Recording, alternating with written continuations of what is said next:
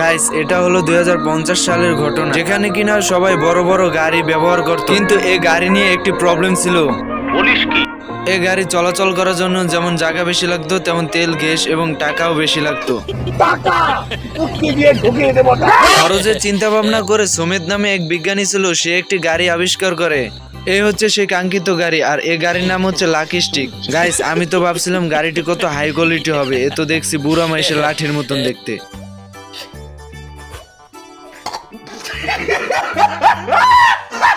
এটাই হলো বিজ্ঞানী সুমেদের বাড়ি, আর বিজ্ঞানী সুমেদ এখন গাড়ি নিয়ে বের হবেন।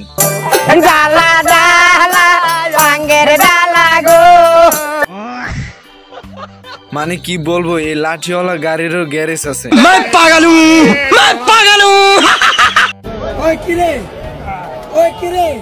खेलेगा फ्री फायर? हैकर है भाई, हैकर है।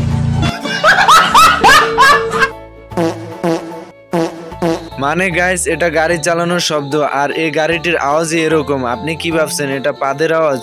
কখনো না, আপনার ধারণা ভুল। मौसम तो ऐसा लग रहा है दिल गार्डन गार्डन हो रहा है, बहुत मजा आ रहा है यहाँ पे। এরপর বিজ্ঞানী গাড়ি দিয়ে জামা কাপড় রেক বানিয়ে ফেলে। মানে এই গাড়ি দিয়ে সুবিধা আর সুবিধা, কোনো অসুবিধা নাই। চাইলে আপনি এই গাড়ি দিয়ে মানুষকে পিটাতেও পারবেন, আবার মানুষ চাইলে আপনাকে পেটাতে পারবে, তাতে কোনো সন্দেহ নেই। এরপর এই গাড়ি চালানোর জন্য বড় বড় ব্রিজ এবং রাস্তাঘাটের প্রয়োজন হয় না, খালি রাস্তার উপর চ্যাপ্টা পাথর ফেলে রাখলেই হয়ে যায়। যেমন এখানে চালাচ্ছে, কোনো প্রবলেম হচ্ছে না।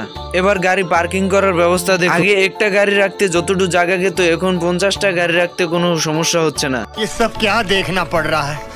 अच्छा है मैं अंधा हूँ। গাইস, এখন প্রশ্ন থাকতে পারে বৃষ্টির সময় গাড়ি কিভাবে ব্যবহার করবে। তারও সমাধান দিচ্ছে সুমেদ বিজ্ঞানী। উপরের বাটন টেপার সাথে সাথে ছাতা ওপেন হয়ে যাবে এবং তারপর ভেজার কোনো চিন্তা থাকবে না।